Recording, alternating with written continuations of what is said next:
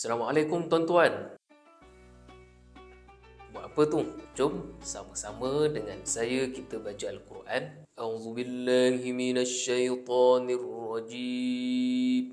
Khudh min amwalihim sadaqatan tutahhiruhum. Ambillah zakat dari sebahagian harta mereka. Dengan zakat itu kamu membersihkan. Wa tuzakkihim biha wa salli alaihim, dan mensucikan mereka dan berdoalah untuk mereka. Inna salataka sakanun lahum. Sesungguhnya doa kamu itu menjadi ketenteraman jiwa bagi mereka. Wallahu sami'un alim.